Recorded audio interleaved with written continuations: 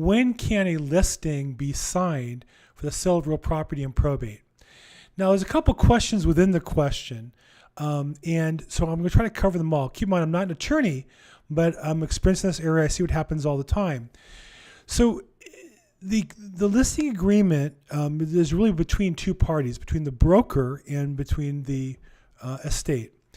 And technically, the estate doesn't have the authority to sign, full authority to sign the, or I should say authority to sign the listing agreement or any contract until the court grants them authority, which are the letters.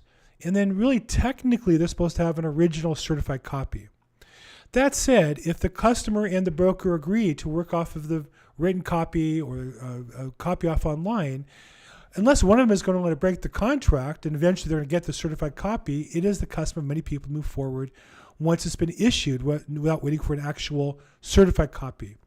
Before that, there are agencies that will allow, or brokers will allow an agreement and customers who will allow once the court has approved it, which is usually verbally, and or this was called a minute order. After the court hearing and the judge says it's approved, there's a quick memo that gets posted online documenting that. That's called the minute order.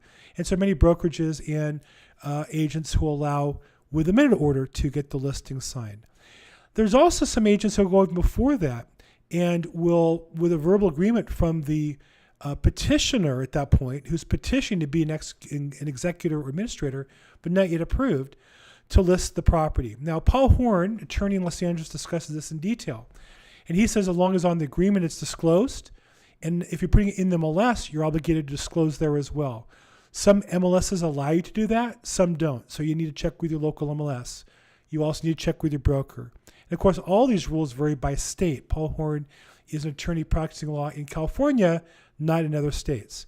So let's recap. When can you list a property for real estate? It depends. Depends what state you're in, depends what your broker's policies are, depends on your agreement in relationship with the petitioner, whether the executor and administrator. For sure, once they have letters issued and you have a hard copy of it, a certified copy, you're great. But if you want to do it before that, you need to find out those detailed rules.